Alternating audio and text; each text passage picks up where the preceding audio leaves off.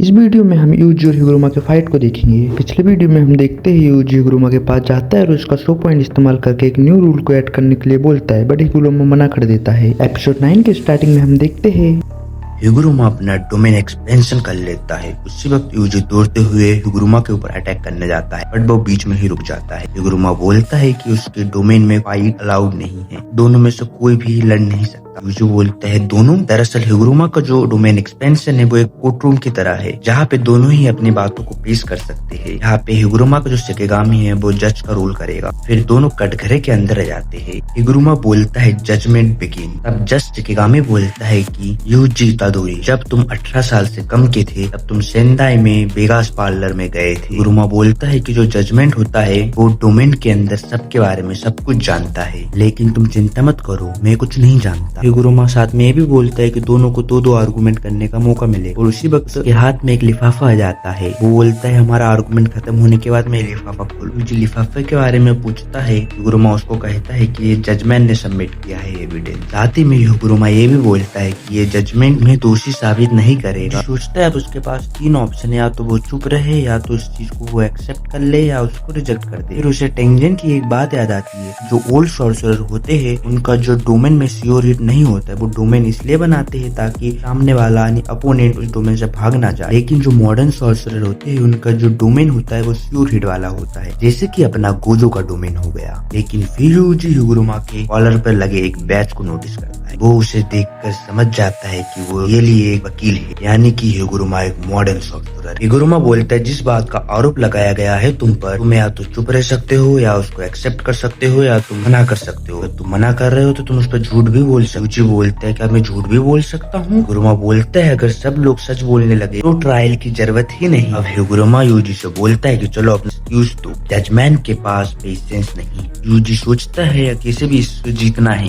वो सोचता है कि वो गिल्टी को मना कर दे, यानी ये झूठ बोले, बट फिर वो सोचता है कि उस एविडेंस के अंदर क्या हो सकता है। हिगुरुमा बोलता है कि ये एविडेंस जरूरी नहीं है कि ये साबित करे तुम गिल्टी हो। यूजी सोचता है कि एविडेंस ये प्रूफ कर सकता है कि वो पार्लर के अंदर गया था। इसका मतलब ये है कि यूजी चुप भी नहीं रह सकता और इसको डिनाई भी नहीं कर सकता। इसका मतलब ये है कि मुझे इस बात पे एक्सेप्ट करना ही पड़ेगा। अगर मैं प्रूफ भी हो जाऊं कि मैंने एंटी लिया था तो कम से कम मैं एक्सक्यूज तो दे सकता हूँ कि मैं पार्लर में टॉयलेट यूज करने के लिए गया। यूजी सोचता है कि उसके ऊपर लगे आरोप को अगर वो डिनाई कर देता है और एविडेंस एक्चुअली ये प्रूव कर देता है कि यूजी ने पार्लर के अंदर एंटी लिया था, इसका मतलब ये हुआ कि यूजी ने अपने लिए गड्ढा खुद ही खोद दिया। फिर हिगुरुमा बोलता है कि अब मेरा टर्न है। अब वो उस लिफाफे को खोलता है, उसमें से एक फोटो निकलता है और वो बोलता है कि ये फोटो उसी इंसिडेंट वाले दिन का है। वो फोटो एक सीसीटीवी कैमरा का था, जहाँ पे यूजी एक एटीएम मशीन के सामने खड़ा हुआ है। हिगुरुमा बोलता है कि तू एटीएम मशीन के सामने खड़ा है, इसका मतलब तूने एटीएम मशीन से पैसे भी निकाला होगा और फिर अंदर जाके गैम्बलिंग भी किया होगा। इसका मतलब तुम्हारे टॉयलेट वाले एक्सक्यूज पे हम भरोसा नहीं कर सकते। और जापान के माइनर के थ्रू जो 18 साल से नीचे है वो पार्लर में जाके कोई भी खेल नहीं खेल सकता। 18 साल से नीचे के बच्चों के लिए गैम्बलिंग इलीगल है। यूजी बोलते हैं तो चीटिंग है। हिगुरुमा यूजी से कहता है कि तुम पर लगे एलिगेशन को तुम्हें डिनाई करना चाहिए था। मैं कहना चाहिए था कि वेगास पार्लर कहाँ है मैं नहीं जानता। फिर दोनों ही रियल वर्ल्ड में जाते हैं। यूजी बोलता है मैं गिल्टी साबित हुआ, बट मेरे साथ तो अभी कुछ भी नहीं हो रहा। उसी वक्त हिगुरुमा अपना हथौड़ा फेंक के यूजी को मारता है। हिगुरुमा का हथौड़ा कहीं पे भी जाए उसके पास वापस आ जाता है, जैसे कि थॉर का हथौड़ा। साथ ही में हिगुरुमा का जो हथौड़ा है वो अपना साइज चेंज कर सकता है। फिर हिगुरुमा यूजी को एक और हथौड़ा दे मारता है। यूजी उसको अपने हाथों से ब्लॉक करता है, लेकिन फिर भी यूजी दूर जाके गिरता है। हिगुरुमा सोचता है कि ये बंदा टफ है, क्योंकि अब तक हिगुरुमा से जितने भी लोग लड़े थे ज्यादातर एक ही शॉट में फेंट हो गए थे, पर यूजी अभी तक अपने पेड़ों पर खड़ा था। फिर हमें हिगुरुमा का बैक स्टोरी दिखाया जाता है। हिगुरुमा ने जापान के टफेस्ट एग्जाम को एक ही अटेम्प्ट में पास कर चुका था। पास ही नहीं बल्कि उसने टॉप किया था। उसको उसके आसपास के लोग जीनियस कहते थे। लेकिन हिगुरुमा जितना अच्छा लॉयर है उससे कहीं ज्यादा टैलेंटेड सॉर्सरर है।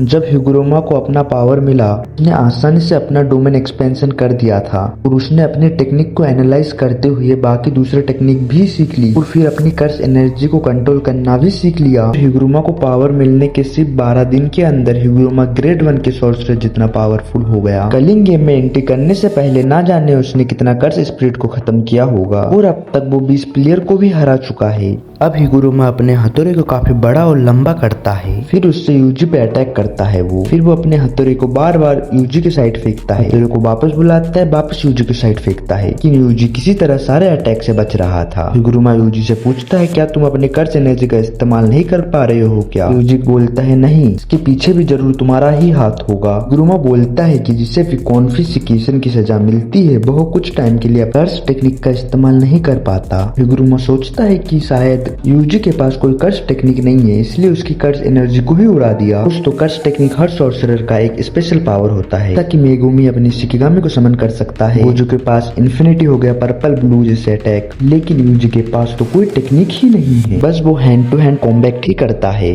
सोचता है कि बिना कर्स एनर्जी के भी यूजी उसके सामने टिका कैसे है, इसका मतलब उसका शरीर में ही इतना ताकत है, लेकिन किसी आम इंसान का शरीर इतना ज्यादा ताकतवर कैसे हो सकता है? ज्यादातर सॉर्सरर जब अपने टेक्निक खो देते हैं तो बहुत ही कमजोर हो जाते हैं, लेकिन यूजी के पास तो कर्स एनर्जी ही नहीं है, उसके बाद वो उसके सामने टिका हुआ है। हिगुरुमा सोचता है उसे यूजी को हराने के लिए उसे अपनी पूरी ताकत का इस्तेमाल करना होगा। वह फिर से यूजी पर अटैक करने लगता है, जिससे यूजी नीचे स्टेज पर गिरता है। वो हिगुरुमा को बार टब ही फेंक के मार देता है, लेकिन हिगुरुमा उस बार टब से बचते हुए अपना हथौड़ा यूजी की तरफ फेंक के मारता है। हथौड़ा को यूजी ब्लॉक करने के बाद भी यूजी नीचे की साइड दबने लगता है। हिगुरुमा को ऐसा लग रहा था कि वो खिलौने के साथ खेल रहा है जो कभी नहीं टूटने वाला। इधर यूजी की हालत खराब हो रही थी। यूजी सोच रहा था कि हिगुरुमा की भी कोई ना कोई कमजोरी होगी। तभी यूजी बोलता है उसे रिट्रायल चाहिए, इस केस की सुनवाई फिर से की जाए। उसके बोलते ही दोनों वापस हिगुरुमा के डोमेन में चले जाते हैं। जजमैन जिसे भी सजा सुनाता है उसके पास ये अधिकार होता है कि वो रिट्रायल का डिमांड कर सके, जब तक वह इंसान खुद अपना गुनाह कबूल न कर ले। जजमैन बोलता है कि यूजी पर एग्जाम है, शिबुया में ढेर सारे लोगों को मारा। अब ये सुन यूजी बोलता है कि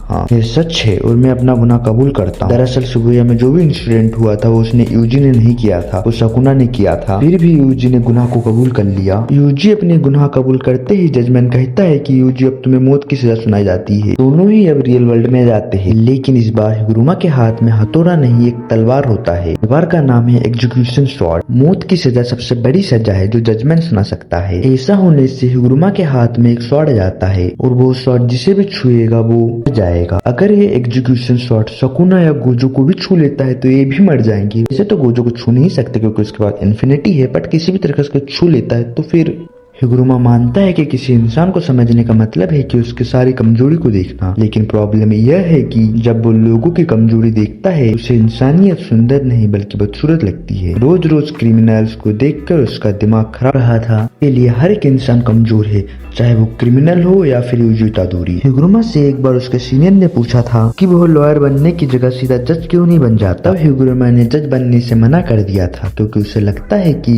इंसान कमजोर होते हैं, पर उस समय हिगुरुमा का मानना था कि यह कमियां ही इंसान को स्पेशल बनाती है। यह बात हिगुरुमा को इसलिए याद है क्योंकि यूजी ने इससे गुनाह को कबूल कर लिया था जो उसने कभी किया ही नहीं। एलिगेशन के बाद हिगुरुमा को एक लिफाफा दिया जाता है। उसके अंदर क्या है? हिगुरुमा वो लिफाफा खोलता है, उसमें लिखा था कि शिबुया में जितने भी इंसान मरे थे उसको शकुना ने मारा है, ना कि यूजी ने। यूजी जैसे तैसे उस शॉट से बच रहा था। हिगुरुमा अपने शॉट को गायब कर देता है और यूजी उसे एक पंच मारता है जिससे हिगुरुमा दूर जाकर गिरता है।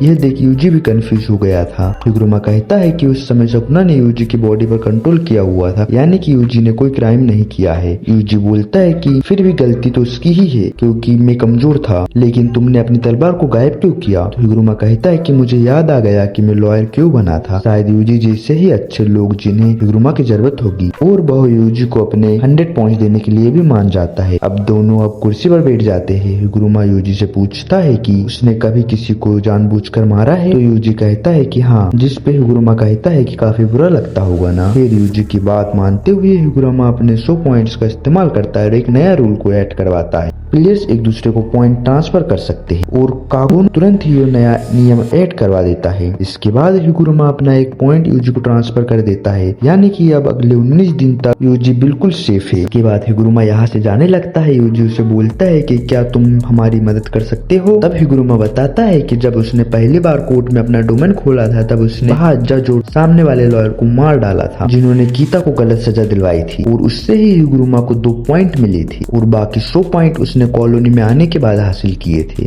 जब कलिंग गेम खत्म होगा तब हिगुरुमा खुद को पुलिस के हवाले कर देगा। अगर हिगुरुमा यूजी के साथ रहा तो उसे खुद से ज्यादा नफरत होती रहेगी। इतना कहकर हिगुरुमा यहाँ से चला जाता है और यह एपिसोड यहीं पर एंड हो जाता है। तो दोस्तों यूजी ने एक नया रूल को ऐड करवा दिया है। अगले एपिसोड में हम देखेंगे कि मेगुमी के साथ क्या होने वाला है। अगर आपको ये वीडियो पसंद आए तो लाइक कर दो, प्यारा सा कमेंट कर दो और हमारे चैनल को सब्सक्राइब करके बेल आइकन को ऑन कर लो।